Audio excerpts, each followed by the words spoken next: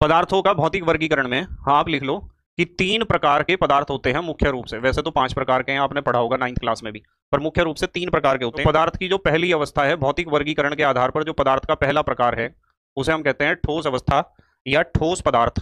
ठीक है, अब आपको इसकी डेफिनेशन तो पता ही होगी, ठोस किसे कहते हैं। ठोस की पहली खासियत ये होती है कि इनका आकार व आयतन क्या होता है, निश्चित। जैसे आपके पास मान लो ईंट है, उस ईंट को आप कहीं भी रख दो, उसका आकार भी ज्यों का त्यों रहेगा, यानी शेप और आयतन वो जितनी जगह घेरती है उतनी जगह घेरेगी, कम या ज्यादा नहीं घेरेगी।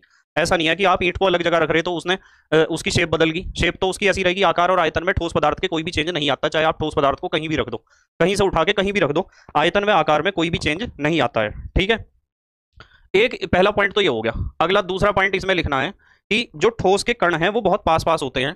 तो यहां लिखेंगे इनके कण, इनके माने ठोस के, इनके कण। एक ये बात जरूर लिखनी है वहां एग्जाम में।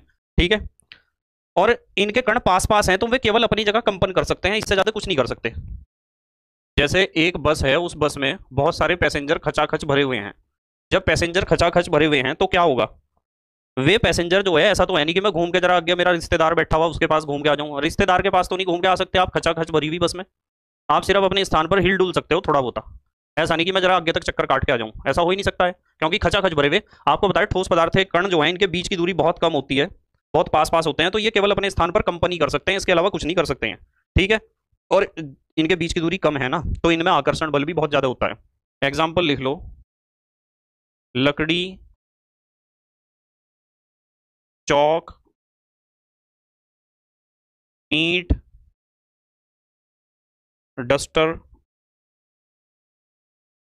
पत्थर,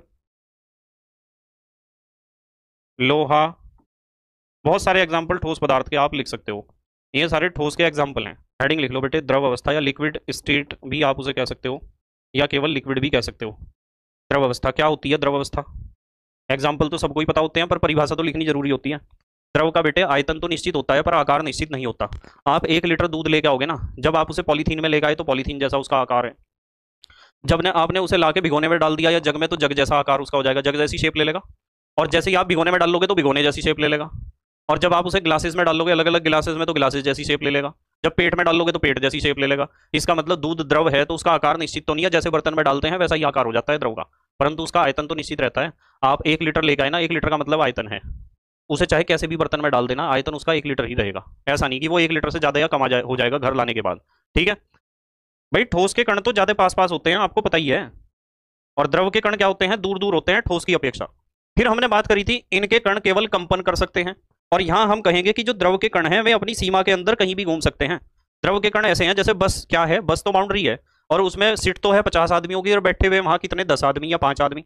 तो यदि आप 5 आदमी बस में बैठे हैं तो कहीं भी घूम के आ सकते हो, पर यूं नहीं है कि चलती हुई बस से कूद के बाहर, सीमा से बाहर नहीं जा सकते। यानी द्रव के कण अपनी सीमा के अंदर कहीं भी घूम सकते हैं, मतलब इन्हें घूमने की स्वतंत्रता ज्यादा है, पर सीमा से, बाउंड्री से बाहर नहीं जा सकते।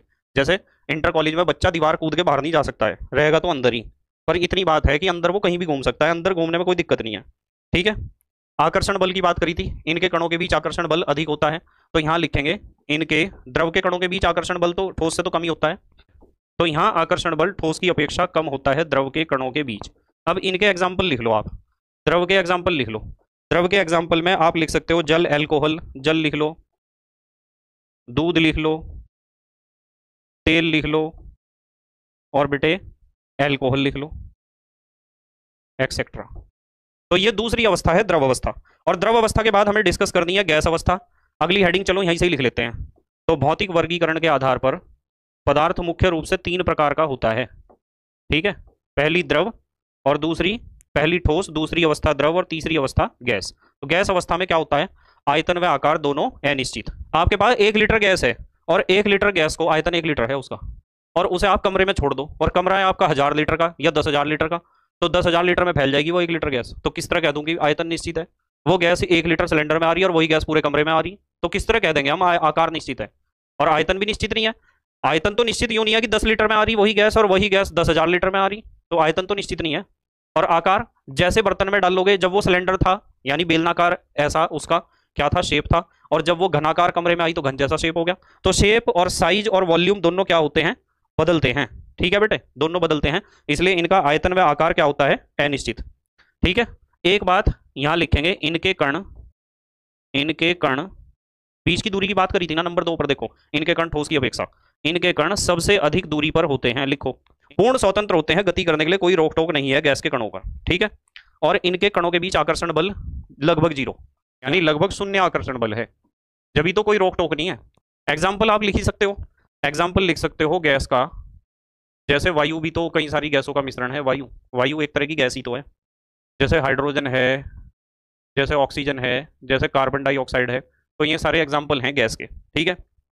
एक हेडिंग लिख लो आप, नोट, एक बात बताता हूँ आपको बहुत बढ़िया, नोट हेडिंग लिखो, नोट या ब्लॉक कुछ अलग कलर के पेन से लिखा करो बेटे, खोज इनमें से एक की, जो पदार्थ की दो नई अवस्थाएं जो खोजी गई हैं उनमें से आपने नाम तो सुना होगा, नंबर 1 प्लाज्मा, 12th वाले बच्चों को ज्यादा पता होगा, एक तो अवस्था होती है प्लाज्मा, ठीक है।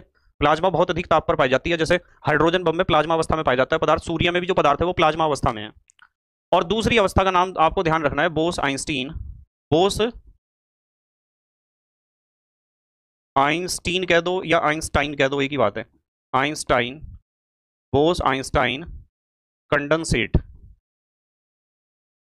Bose Einstein condensate. देखो ये जो प्लाज्मा है ये तो बहुत अधिक ताप पर पाई जाती है जैसे सूर्य में, और बोस आइंस्टीन कंडेंसेट में जो शुरुआत थी ना 1900 के आसपास की बात है, हमारे देश के एक महान वैज्ञानिक थे जिनका नाम था सत्येंद्र नाथ बोस, इसलिए तो इसके नाम में बोस आया है, बोस, सत्येंद्र नाथ बोस ने इस अवस्था के बारे में बताया था सबसे पहले।